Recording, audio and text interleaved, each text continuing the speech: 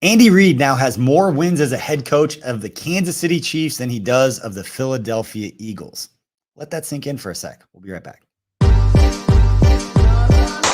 Thanks for listening to KC Sports Network, proudly presented by Emprise Bank. If you're thinking about starting a business or know someone who is, check out Emprise Bank's SBA loans.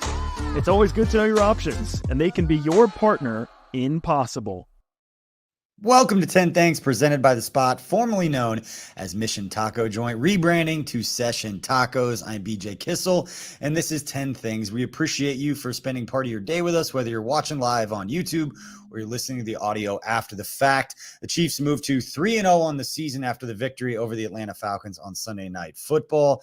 And going back to Mission Taco, new menu, new vibes, all that is coming soon to Session Tacos. The name is going to change, but that won't change the fact that we've partnered with them not only for the show, but for our Feed It Forward program with the KCSN Foundation, providing meals each month to Hope Faith Ministries homeless shelter in downtown Kansas City, doing our little part in our little corner of helping the food insecurity issues around the Kansas City area. So we appreciate Session Tacos for being a part of that. That's the good stuff. It's what we call the foundation.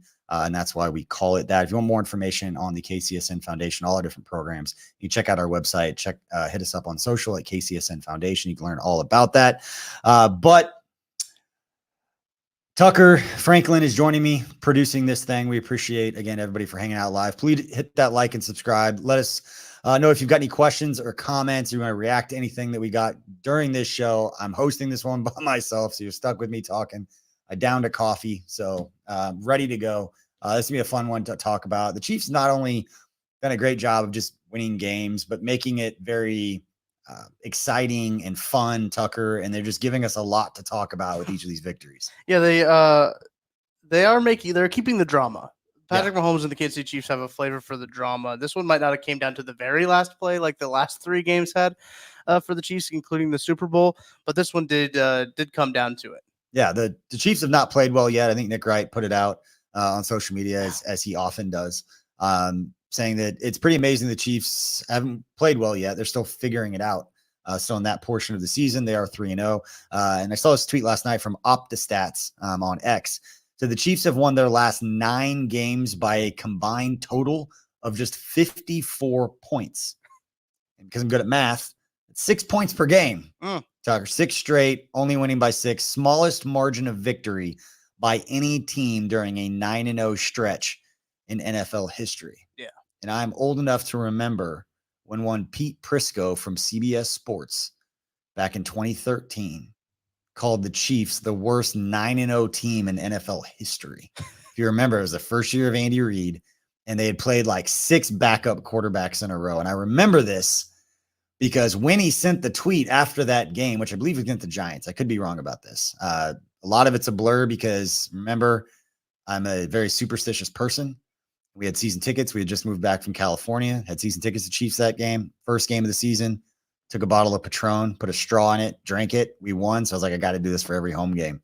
They started 9-0. So there were a handful of games there that got kind of ugly. But I remember Sully, everybody's favorite Twitter personality. Oh, yeah. The king of Chiefs Twitter was in the front seat of my car, just absolutely going off on Pete Prisco, calling the Chiefs the worst 9-0 team, which, to be fair, may have been. Yeah, what did they do after that? They went 9-0, then they went they lost some. They lost some, but that's 3 straight, and then won 2 in a row, and then lost 2 more. As I'm looking lifetime ago. Seems like a lifetime ago. Crazy. But I'll always remember Pete Prisco for saying that. So, yeah, 9-0 over the last 9 games by winning by a total of 54 points, which is just perfect podcasting material and perfect for Chiefs fans that love the fact that other fan bases just like hate us now. There's nothing we can do about it. Doesn't matter how nice individually fans can be. There's going to be the loud ones, generally the young ones who didn't have to live through everything else, don't properly appreciate it. I'll stand on my soapbox. Maybe old man shouts at the clouds about that, but it's how I feel. Let's get into this. Haven't even started the 10 things. Starting with number 1, mentioned it off the top. Andy Reid capturing his 131st victory with the Chiefs with that 22-17 win last night over the Falcons. He now owns the most victories in Kansas City history. and his 131 wins surpass his total number of regular season wins during his 14-year head coaching career with the Philadelphia Eagles. This is his 11th straight season with the Chiefs. They've had 11 straight winning seasons. Tucker, we talk about like the Super Bowls, the chasing, the three-peat, all of that. I love these superlatives. One of the reasons I like doing this show is it helps me not look past some of these, I don't say checkpoints, because everybody just kind of fast forwarding to the playoffs. And I'm guilty of it now too. Right. We'll talk about it a little bit with some of the stats and some of the things individually that I'm just not paying attention to as much anymore. But to Andy Reid, 11 straight winning seasons. In the 40 years before Andy Reid arrived in Kansas City, going back to starting with the 1974 season, the Chiefs have had 16 winning seasons altogether. And that included like 8 straight under Marty Schottenheimer. There was a stretch there where they were very good in the regular season. They struggled in the playoffs, but 16 winning seasons in the 40 years before Andy Reid got here, and now 11 straight winning seasons under Andy Reid. In the 40 years before Andy Reid, the Chiefs had 7 division titles total. They have won 8 straight division titles. So you can continue, and we do this with Mahomes and his records, you can continue to put this in different terms. You can move the goalposts. You can package it in any way.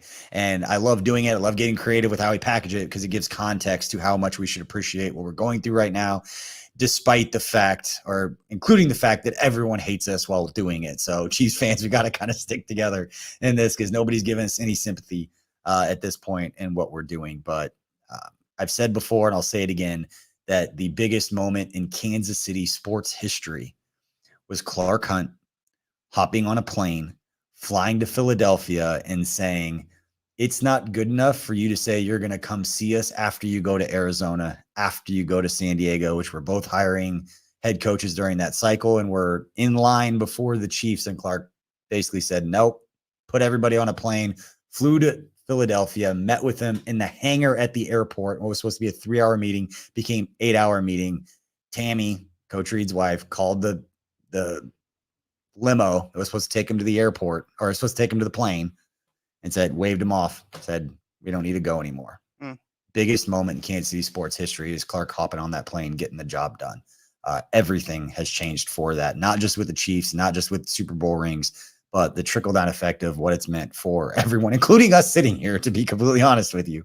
The success has obviously been great for KC Sports Network, everybody who covers the Chiefs, all the small businesses, everybody around Kansas City, everybody's been able to benefit from this. But yeah, Andy Reid, more wins as head coach, the Kansas City Chiefs, and then the Eagles in the regular season. Number 2. Patrick Mahomes tallies the most wins in his first 100 career starts. Another one of those Mahomes. Haven't done any of the Mahomes ones really over the last couple of games. Hadn't put up a lot of numbers. He hasn't played it great. But now Patrick Mahomes, for those keeping track at home, in his first 100 career starts, and his 100th career start will actually be next week against the Chargers. But most wins, most passing touchdowns, most passing yards for a quarterback in his first 100 career starts in NFL history. And I like those better than the years, saying his first 7 years starting, because it was always tough because he started the one game his rookie year at the end of the season. You always had to add that clarifier, or they'd compare it to Josh Allen or somebody else, a number of touchdowns in their first year. And it's like, well, we didn't start the entire season. Let's go by a number of games started. But yeah, first 100 career starts, Patrick Mahomes 77-22 right now, passing his tie. He was tied with 2 other guys, Tom Brady and Roger Staubach. For most wins in the first 100 career starts. They're both at 76. Let's move right into number 3. A lot of these are going to kind of bleed together, Tuck. But number 3, it's kind of my favorite thing that I saw, one of my favorite things, I should say, that I saw from the game last night. I put it out on social media, and it went viral, but people appreciated it. And it was a context that I don't think a lot of people had necessarily paid attention to. But Steve Spagnuolo, after the 4th down stop from Nick Bolton and company, 4th and inches, phenomenal game-saving, game-winning type play. And they show the players all celebrating, everybody losing their mind. And they go to Spags on the sideline, not celebrating. That's his face right there. For everybody watching on YouTube, just deadpan, locked in, probably looking up at the ribbon on the other side, trying to figure out how many timeouts that Atlanta had. You can see him voice it. He's like, how many timeouts? They got 2. Players celebrating, everybody else celebrating. if this was a certain coach for the Philadelphia Eagles, would probably be in the stands, like giving the suck it sign or something, because that's what Nick Sirianni does. But instead, the championship coach, the future Hall of Fame defensive coordinator, Oh yeah, throw that out there, oh yeah, of the Kansas City Chiefs, is locked in and ready to go in a Week 3 regular season game against the Atlanta Falcons. It makes me comfortable to see how locked in everyone else. The players are going to celebrate all of that, but to see coaches locked in like that, and he's not the only one. No. I'm not saying that there can be 25 other coaches in the NFL that would act the exact same way. What I'm saying is it makes me feel better as a fan knowing that he's not jumping up and down, letting his emotions kind of dictate his ability to be ready for what's about to happen, or getting mentally prepared so he can get his players ready for whatever's coming with 50 seconds left or whatever there was. Makes me feel good. Not a huge thing. Not spend a ton of time on it, but it's exactly what you want to see. And talk about championship pedigree, winning 9 games straight by 54 points because they're locked in and the job's not done until the job's done. It's actually really important that he has to know how many timeouts they have left, because they had to get under 45 for them to mathematically not be. That's why they did the crazy scramble. I know people are like, "Oh, Patrick hurt himself on the play." It seemed like he hurt himself. Like he kind of had to do that. So did you have that? Yeah, a little bit. But then like you see him get up and you're like, oh, yeah. A part of me thought like, maybe he'll play better now. He always plays better when he's hurt. So it's like, maybe he'll play a little bit better. I tried to reverse engineer it, big brain it, big brain move. But we got Bobby, you'll do it. Yeah, it'll be fine. But it was one of those things where they had to get under 45 just so with the 2 timeouts. Yeah. That first play was really important to get them down to there so they could just knee out the clock.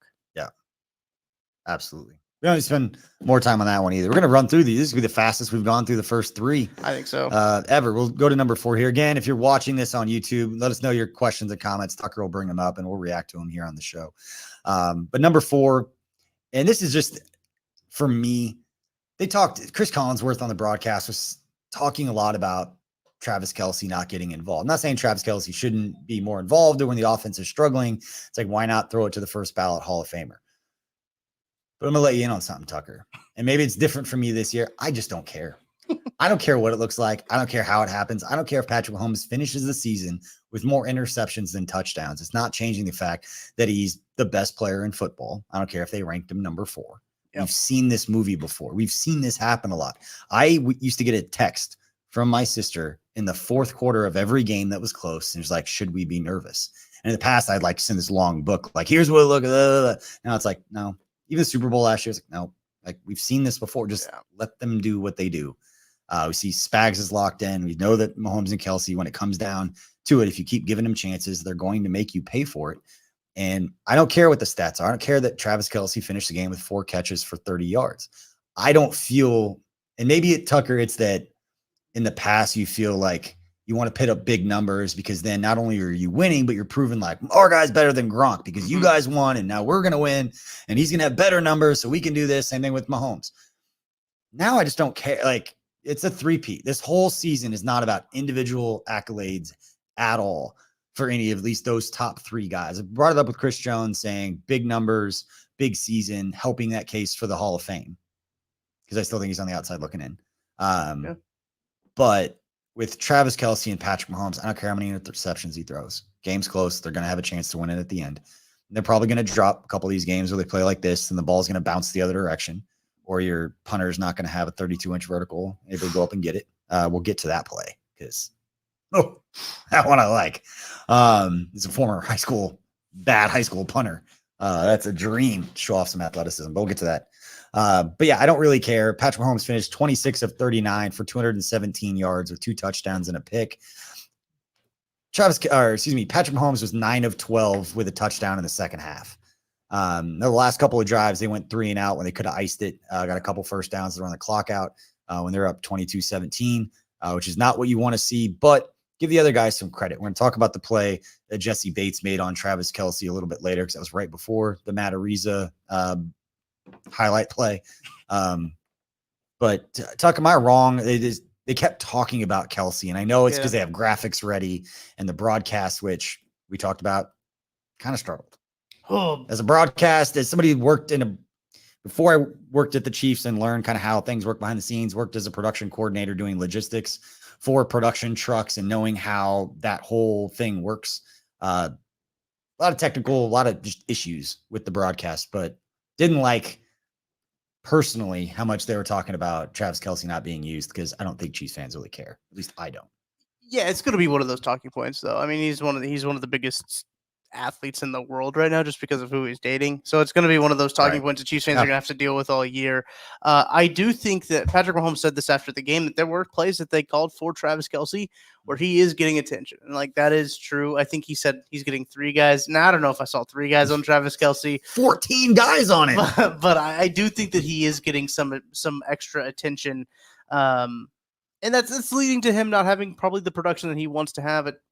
I'm sure it's frustrating. I can't imagine what it's like for him to be in this little drought that he's been going on right now. Right. It's a tough thing, but you're right. I think I tend to agree that he's going to show up when it matters, right? It was kind of like the last part of last year where he kind of fell into a little bit of a lull, and then all of a sudden in the playoffs, it's like, oh yeah, there's that guy. And I already had a request on Twitter for me to try to go and find Travis Kelce splits when he has a mustache versus when he doesn't, because people have theories going around. I guess that's just what I do now on Twitter. Is I just do splits for weird situations.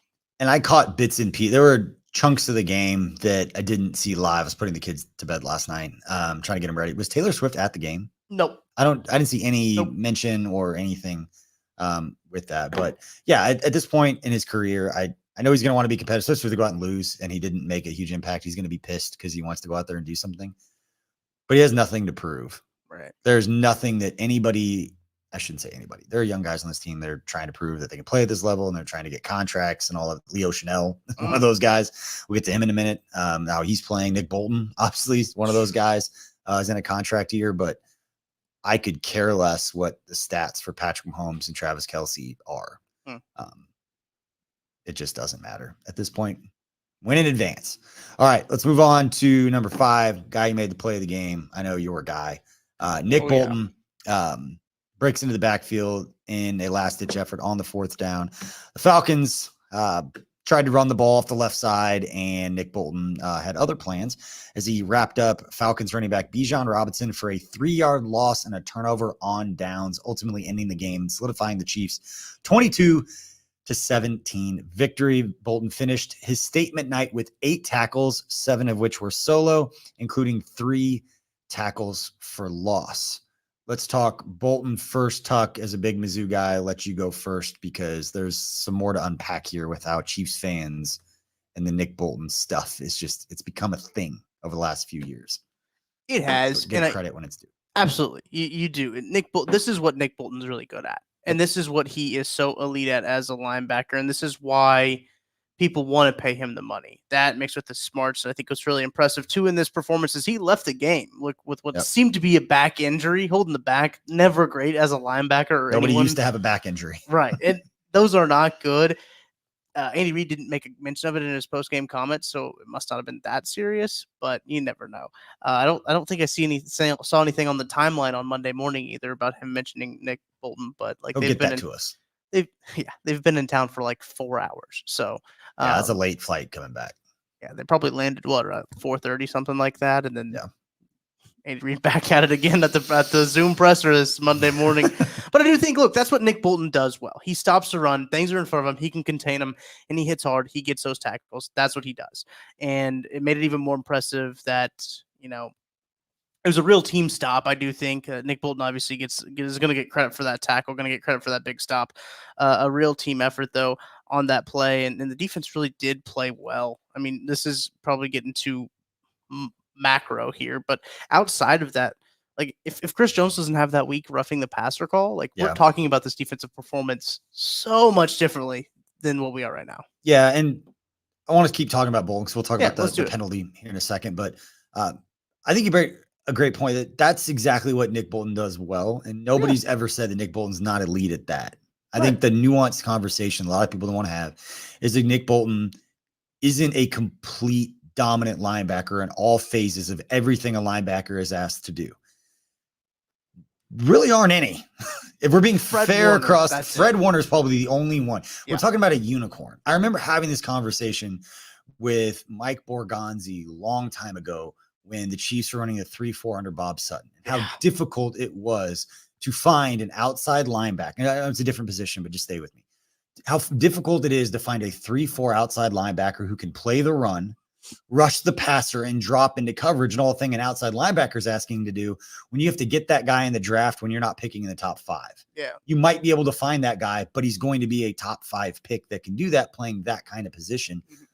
It's similar when talking about all the things needed from a second level player in today's NFL. They have to be able to cover in space, but yet they still have to be able to stick their nose in there and tackle a ball carrier and take on blockers and take on linemen and shed blocks and do all those things that Nick Bolton can do really, really well. Yeah. So the fact that there is something that he doesn't do awesome is okay. And with KCSN, it's become this thing. And internally we talk about it because it's okay for the KC lab. It's their job, and they are wired the way that they fan is to explain what they see. And if they struggle in a certain area, they talk about that area without being haters. And if it's great the next week, they turn around and talk about that. Mm-hmm. But nobody wants to have the nuanced discussion anymore. And so you need a unicorn to be the best at it. The Chiefs defense struggles on some passes across the middle because he's not laterally quick. It's okay to admit that while also saying we need him to make plays like that. Right. Now, do you pay that guy $25 million a year? That's where everybody's going to disagree. Yeah. And that you disagree about that with all players outside of Mahomes and maybe Chris Jones, where you just pay those guys. That's a discussion for everyone, but it just feels like it's been lost. And I saw it on social when I tweeted out a quote tweet after praising Nick Bolton's play. Yeah. I just tweeted out Leo Chenal. Quote tweeted the highlight of the 4th down stop, because if you watch Leo Chenal, he takes the right tackle, drives him back 2 yards, which cuts the angle off for the running back and allows Nick Bolton to run free into the backfield and make a loss of 3 yards, where Nick Bolton, at one point, there's a screenshot that Kent Swanson put up last night that shows Nick Bolton about to go right through the hole to make the tackle. Right. He's standing where the line of scrimmage is, and there's nobody near him because Mike Pennell and Leo Chenal drove the the left side of the offensive line 2.5 yards into the backfield. But yet I just tweet out Leo Chenal and someone says, why can't you give Nick Bolton his credit? Typical. I did give Nick Bolton. Everybody in the world is going to give Nick Bolton credit. Not everybody in the world is going to give credit to the other 10 guys who do their job that allow Nick Bolton to go do it. The same way that we praise Nick Bolton and other guys on the defense when they do the things that they're supposed to together. If you watch my 3 plays to love video that's going to come out tomorrow on the YouTube channel, started doing it last week, going to do it again, watching the all 22. There's going to be a handful of plays that I talk about from different players that isn't going to be the most obvious thing in the world.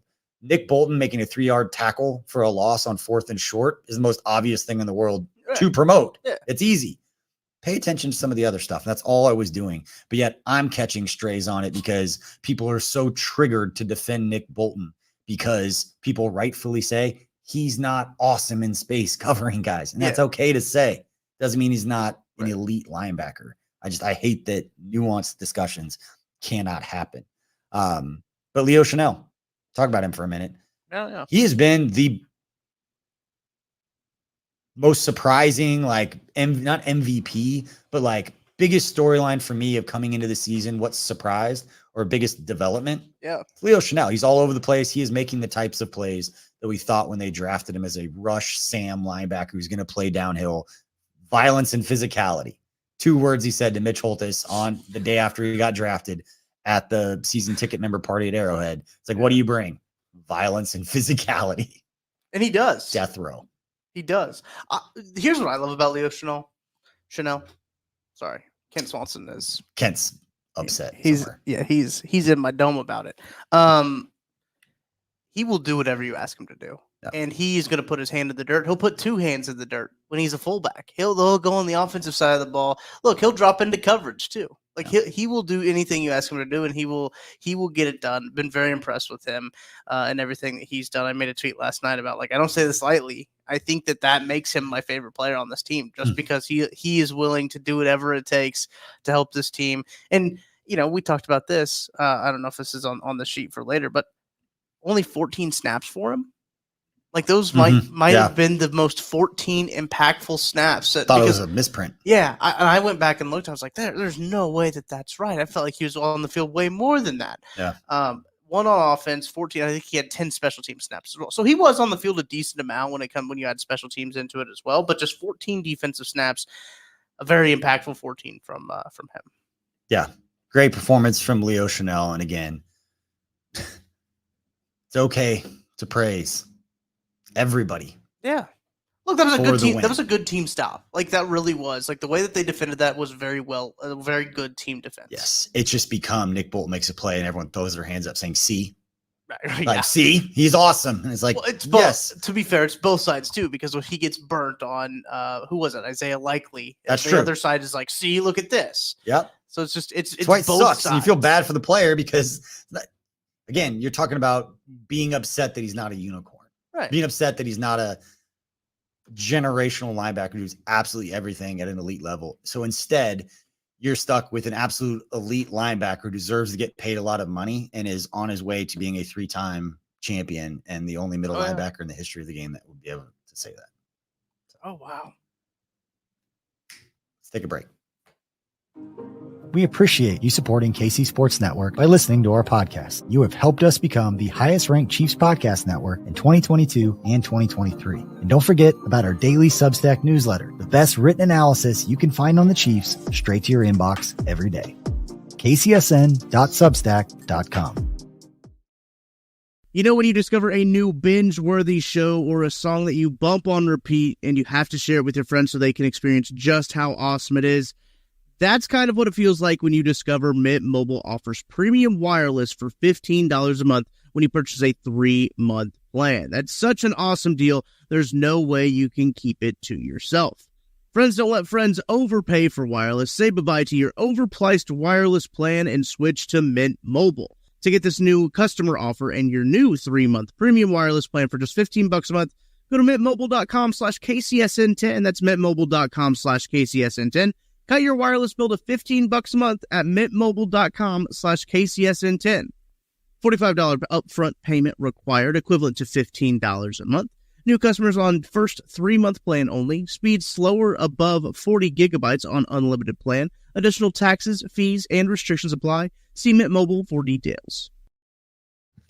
All right, welcome back to 10 Things here on KC Sports Network. I'm BJ Kissel. Appreciate you for hanging out, whether you're listening to the audio after the fact or whether you're watching live on YouTube. We appreciate you, and we appreciate Mint Mobile. Just finished up the read from old Tucker. And remember, if you want your questions, comments, thoughts, any of that talked about here on KCSN, you want to send us those comments, we'll talk about them. Go ahead and shoot Tucker a text, or you can leave him a voicemail. We'll bring him on the shows, not just for Chief shows. We covered Sporting KC, the KC Current, Royals, KU, K-State, Mizzou. Only fan base that's happy right now on the college side is you, Tucker. Well, I mean, KU and K-State. Taking Vanderbilt to overtime is not necessarily the banner of success, but I knew you were in Columbia. I knew you drove there, so I was happy when he completely shanked that kick. I have never been to a more that game was so stupid. It's just so dumb. There's 5 missed field goals in a game. That is the stupidest college football game, maybe the stupidest football game I've been to in my life. And I've been to a lot of football games. I coached a lot of stupid football games, and that one might take the cake. All right, we're on to number 6 of the 10 things that I'm thinking about today or that stood out from the game last night over the Falcons. The Chiefs moved to 3-0. And first half of the show, we didn't talk about Rashee Rice. So let's do that right now. He was all over the field on Sunday night in Kansas City's win over the Falcons. He hauled in his first touchdown of the game from Mahomes with 8:51 left in the second quarter.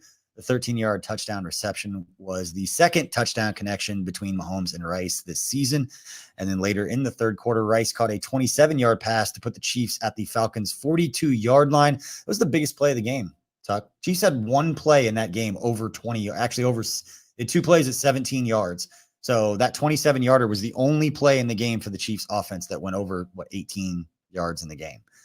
Not a lot of chunk plays for the Chiefs, but a few plays after that 27-yarder, the drive was converted into a touchdown, put the Chiefs up 22-14. Rice finished the night with a single game career high of 12 catches for 110 yards and a touchdown, along with 1 carry for 1 yard. His 110 receiving yards marked the second highest total in his career and his 4th career 100-yard performance in the regular season. Again, 12 receptions, most of his previous career high was at New England last season on December 17th. He had 9 catches. and he had 8 catches at Green Bay, at Las Vegas. So his 4 best reception games have all been on the road there for Rashee Rice. And to take it one step further, according to Next Gen Stats, put this out on X last night, Rice gained 75 of his 110 yards after the catch on his 12 receptions on 14 targets. Rice also forced 5 missed tackles. Rice currently leads all players in yards after the catch this season with 200, and he leads all wide receivers, in missed tackles forced with 9. I talked about it on the broadcast. Andy Reid's talked about it before. He loves wide receivers that act like running backs when they get the ball in their hands. He's talked about it with Sammy Watkins all the time, that he doesn't go down easily, that those DBs, you got to want to tackle Rashee Rice, and you got to be committed to it. Which, let's be honest, not every DB in the NFL is committed to tackling the way that, honestly, the way Spags cornerbacks have to tackle. I will say I was pretty impressed with how the Falcons DBs tackled yesterday as well. I thought they tackled pretty well. Except on Rashee Rice's 5 missed tackles forced. Well, he's a big dude, and Rashee Rice is. Rashee Rice, I think he's put on a little bit of weight. I don't know if that's been reported, but he looks like he might be a little bit thicker than he was last year. And he's moving really well. I've been really impressed with Rashee Rice. The offense should run through Rashee Rice. He's doing a lot of things. Matt Lane has pointed this out on the postgame show. He's doing a lot of things that Travis Kelce would do in terms of like his routes. Yeah. So he's doing a lot of things that Travis Kelce used to do in just the way he's sitting down in zone. It seems like he's understanding this offense a lot better. And really, here's the thing. Remember when Rashee Rice was drafted, we're just like, wow, how does this fit? Because his college tape did not look like anything that like the Chiefs usually like to run. Just jump balls. Yeah. And then you're just like, okay, it's weird. I think that's interesting. And then he's not done that at all in Kansas City, which it's been so crazy, been so awesome at the same time. What if SMU looks at it like, maybe we should have used him like that? Because he did a lot of drops, and they were just throwing him like 50-50 balls all the time. Yeah. That's like Justin Ross here. Yeah, turf toe as well last year. If he ever got on the field. Yeah, that's true. All right. The next 2 we'll run through real quick, but Juju Smith-Schuster finds the end zone. In the game on Sunday, Smith-Schuster took a 13-yard pass from Mahomes into the end zone, giving the Chiefs a 22-14 lead with 1:21 left in the third quarter.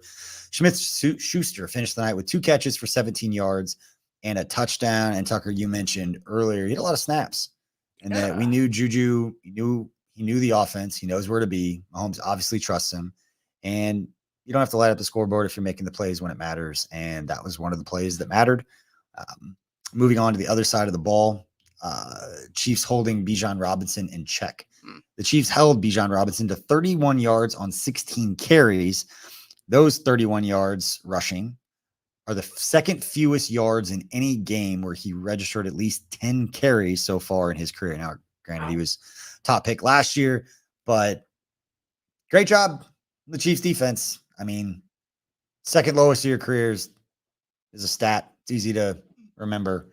But 16 carries, 31 yards. Great job up front. We talked before, and I spent the week talking about Chris Jones, Sunday Night Football, quarterback's not real mobile. Chris Jones is going to have a huge impact in this game. Not that he didn't have any pressures in the passing game, but obviously some things are done up front. Watch a handful of plays, so I can say these plays were splash plays. But a lot of it just gross. Not going to watch a highlight, but you go back and watch the all 22 and you watch the dudes up front just being nasty, getting after it. Those are ultimately what ended up making the difference for the Chiefs, and not anything you're going to see on a highlight film.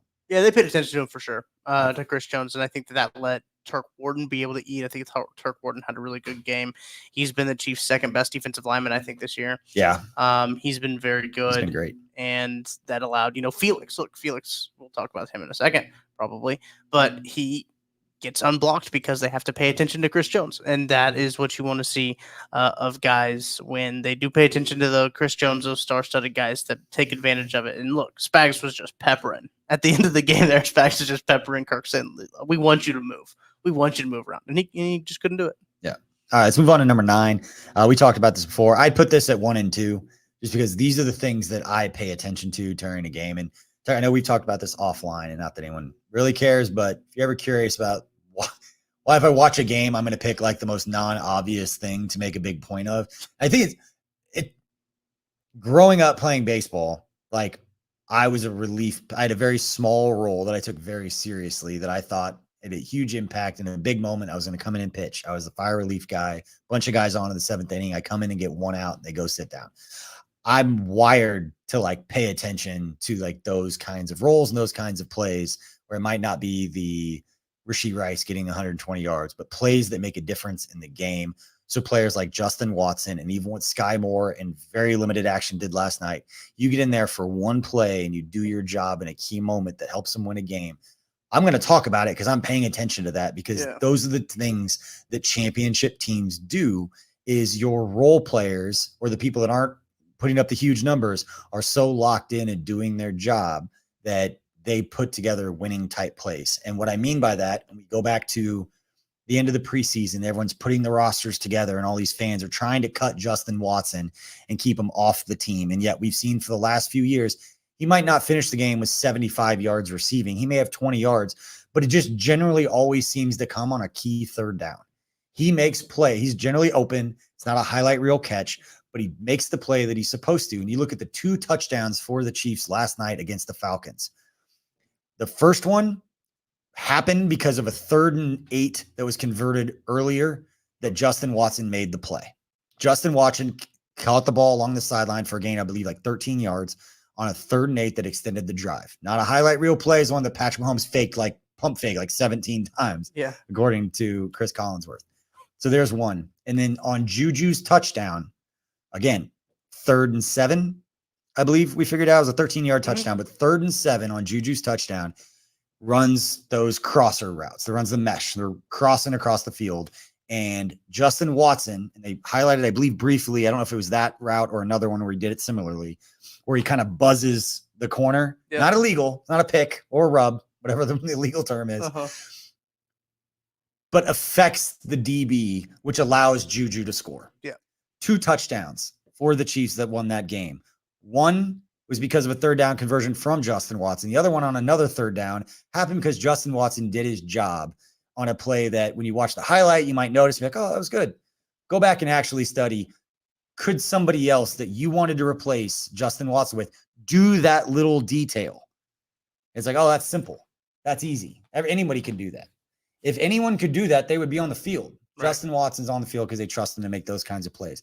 And I'll give Sky more credit. And the only play that I saw him come in for one play on a 4th down. And I remember thinking, he's not getting a lot of snaps. Why is he coming in this situation?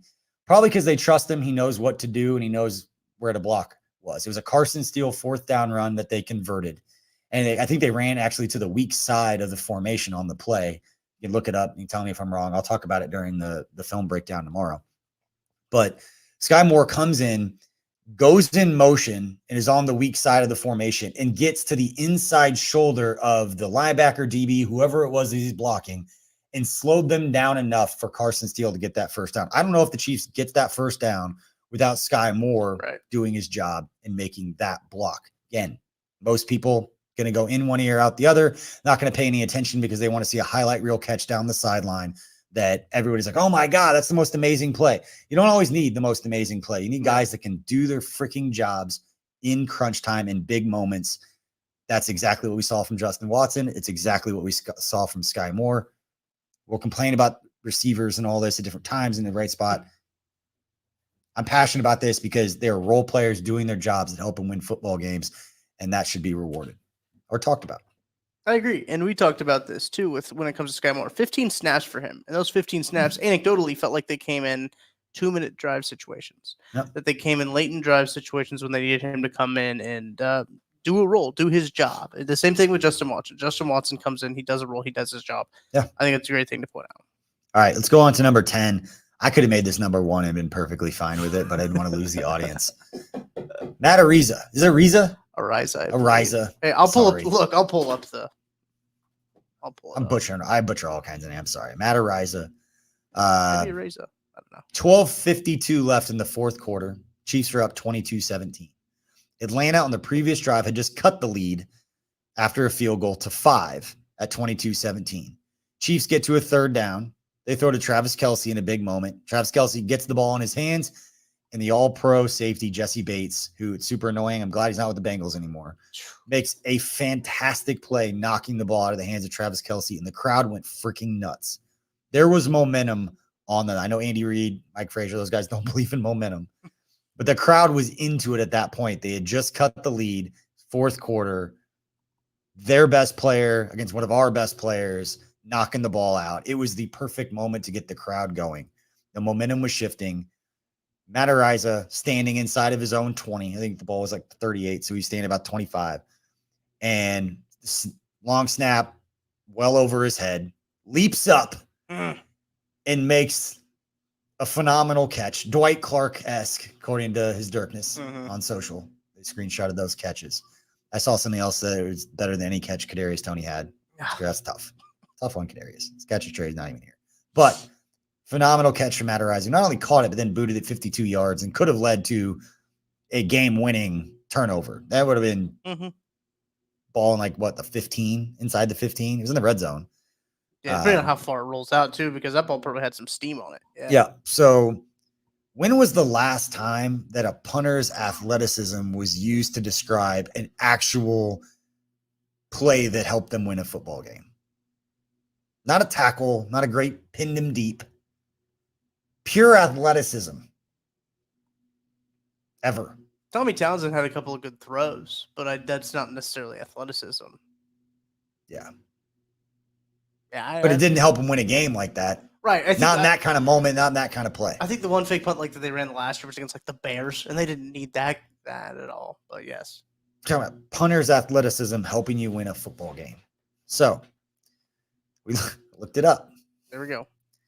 Bring it up. This is the highest vertical jump numbers for specialists going back to, I believe, 2010. Is he Trendon Holiday? Should not be listed on there with the long snappers, punters, and kickers. But you can see at the bottom, Matt Araiza with a 32-inch vertical being in the top 5 of vertical jumps from punters over the last 14 years at the NFL scouting combine at 32 inches. He needed every bit of that 32 inches to go up and get that ball. And don't see that a lot with James Winchester. I don't know if I've ever seen a punter jump like that with Winchester. First time I've seen in his career a snap like that. But again, as far as punters go and like having a moment that you get to be like, man, I helped us win. Not just booted it, but I got to do something other than kick a football to help us win a game. Pretty awesome. I'm going to be upset if Pat McAfee doesn't make a point to praise that play in that game, him being a punter himself. That's true. Because last time we punter athleticism, honestly, at a major level, it's probably Pat McAfee's tackles. Yeah. As far as punters, like highlights and going and watching them, like him laying out a couple of guys. Last time I remember punters plays being promoted like that. I'd agree with that. Yeah, I can't think of anything else that is. All right, let's go. Athletic. We'll run through the dynamite. We're going to run through the honorable mentions here real quick, and then we'll get to any questions or comments from the chat. If anybody watching on live has got anything that we may have missed. So let's go through Carson Steele getting his first career start. He finished the night with career highs in carries and yards, carrying it 17 times for 72 yards. It was a 4.2 yards per carry average. Also added 1 reception for 2 yards. Honestly, I thought Carson Steele was great. He picked up the short yardage plays that they needed him to. They gave him to him on a couple of key, either 3rd and short, 4th and short, made the play. And then obviously with his sister's wedding, they talked about on the broadcast, him saying after the game that he's married to the game. Pretty cool moment for him, especially helping them get the victory, Tuck. Yeah, I think I tweeted out a screenshot of the graphic that NBC put up about mowing the yard out there. The NBC put out a graphic about just like the attrition that the Chiefs running back room has faced this season. Yeah. And for him to step up to get carries, meaningful carries, a lot of carries, has been really impressive for him to get there, get in that start, and take advantage of it. As you mentioned, undrafted guy. We talked to him about the Shrine Bowl. Has a really good head on his shoulders. But cool to see the Chiefs keep finding these guys in the late rounds, undrafted guys, to find success. And I heard him on the broadcast say that Clyde Edwards-Helaire may be eligible after the 4th game. So by the 5th game, he could be eligible. Well, I don't think Carson Steele played poor enough that it's a narrative that Kareem Hunt needs to be active as soon as he's healthy. I'm going to be interested how between Samaje Perine, who we saw get some carries, his normal regular running back, Carson Steele, Clyde Edwards-Helaire, and then Kareem Hunt, how that all plays out and who's sitting and waiting until there's an injury or something to get up there and get more snaps. But also honorable mention, Felix Anudike-Uzomah. In the second quarter of Sunday's game, FAU recorded a 7-yard strip sack of Falcons quarterback Kirk Cousins, gives him 1.5 career sacks and 2 career forced fumbles. FAU finished the night with 2 tackles, including 1 for loss, 1 sack, 1 quarterback pressure, and 1 forced fumble. Look, when they don't block him, he's pretty darn good. I didn't see that play. He was unblocked. Yeah. All right. I gotta hate, but it's hard. Promote plays and you don't get blocked. Look, to be fair. Oh my God, what a play. I'm like, no one blocked him up the middle. It's like when a Mike rushes up the A gap. I'm like, what a play. I'm like, no one touched him. Here's the thing, though. Felix has had 2 pretty big plays, right? The Super Bowl, he had a really good tackle for loss there. When he's unblocked, he gets it done. Sometimes it doesn't happen. Sometimes players, when they're unblocked, they just kind of panic and they don't get it done, but he gets it done. That is a positive. Mike Pennell recorded a 1-yard sack Big of Mike. Falcons quarterback Kirk Cousins in the game's third quarter. Gives him 3 career sacks. He finished Sunday's game with 1 solo tackle for loss, 1 sack, 1 quarterback hit. He's not one of those dudes that when it matters, you just want that guy in the trenches on your football team. Oh, yeah. I agree. Big fan Retweet. of Big Mike. Shamari Connor takes it away with under a minute left in the first half after Tershawn Wharton, who you had mentioned earlier, being one of the surprise. Tershawn Wharton, Leo Chenal Yeah. have been the 2 biggest, best surprises for the Chiefs in our opinion, seems like so far this season. But Tershawn Wharton pressured Kirk Cousins into an errant throw that Shamari Connor picked off at the Falcons' 49-yard line and ran it 3 yards before handing it back to teammate Jalen Watson, who ran for 12 yards to the Falcons' 35-yard line. Harrison Butker then later converted this drive into 3 points of the field goal, making it 13-14 going into halftime. Connor led the team with 10 tackles, 5 of which were solo, to go along with the interception and 2 passes defensed. I feel like Shamari Connor is becoming one of those like players where you call it like the Shamari Connor experience, because big time play, and then there could be a mistake, but the mistake is made 100 miles an hour, flying past, not making a tackle. Like it's fun at this point. And the reason personally that I love Shamari Connor making plays, my son did the 5K at Worlds of Fun, and he won a signed football from Shamari Connor. So he became like this, one of his favorite players. He was talking to him going into the season. And then every time he makes a play, I get super excited. So selfishly, that's why I'm excited every time 27 makes a play. But Spag's got some young guy. Like, there's just talent and guys locked in. They know what to do, and they play well together. Yeah, that's really the big thing. And he plays with his hair on fire. That's always what you love to see from defensive players, just playing 100 miles an hour. And a defensive coordinator will tell you, if they're going to make mistakes, you want to see him making them 100 miles an hour. That's what defensive coordinators always want. Absolutely. There All it right. is. That's what I'm talking. Those are the honorable mentions that we've got. I can sit here and Tanya Grant saying shout out to Shamari Connor. How do you think Andy feels about that lateral to Watson?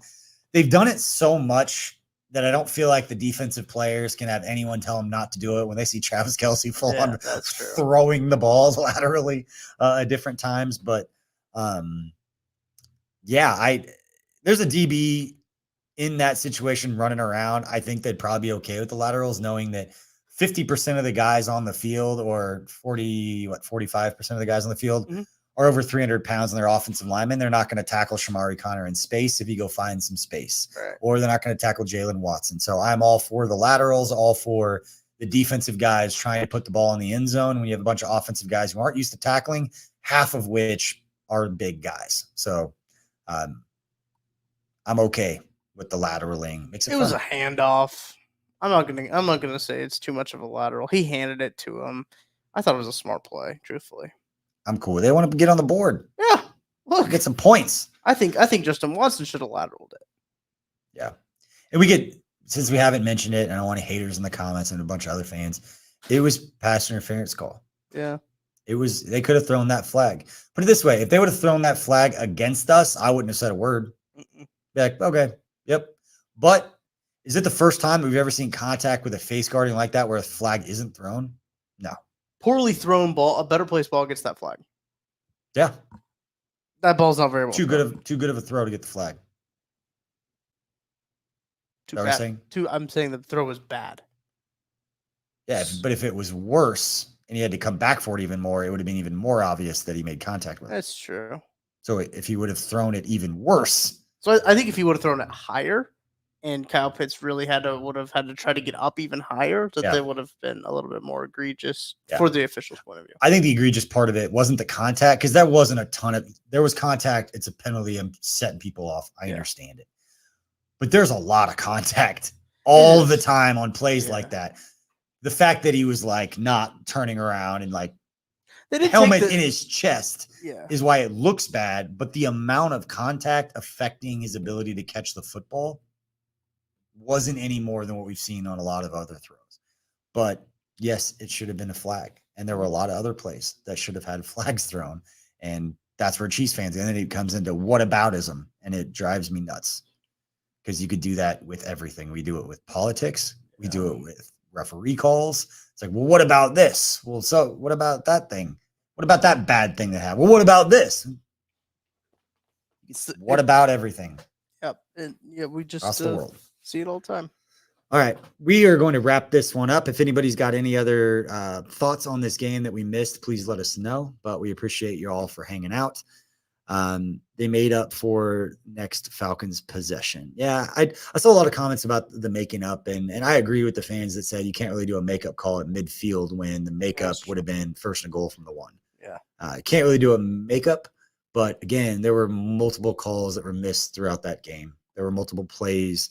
That's why I like Justin Simmons. Always like Justin Simmons. He was asked after the game about that call, and he's like, that's not the reason that we lost. Same reason that D Ford being lined up offsides isn't the reason that we lost. Yeah. The forward progress call on Derek Johnson against the Titans in the playoffs is not the reason that we lost that game, even though it's the worst call in the history of playoff football. Well, besides the pass interference between the Vikings and Saints. That one was pretty bad. That was the worst call, non-call in the history of playoff football. But it's the whataboutism. It's a disease. I'm with you. All right. We're going to let everybody go. Not going to drag this goodbye 10 minutes like normal. Appreciate all you for hanging out. Please hit that like and subscribe. Follow us what we got going on here at KC Sports Network. Plenty of content. KC Lab going tonight. We've got Hang Time with Colquitt and Haley Lewis. Chiefs News Daily with Haley Lewis coming up. Get you all caught up on everything Coach Reid had to say after the game. And all-time winningest coach in Chiefs history. And now more wins with the Chiefs than with the Philadelphia Eagles. As Kent Swanson said on social media, he's ours. We can claim him now. All the Super Bowls, all the wins. Andy Reid. It's not like they go into the Hall of Fame with one team. They don't do that in football. But, yeah. Appreciate everybody for hanging out. We will see you next time. Hit the like and subscribe. Be good to each other. See you later.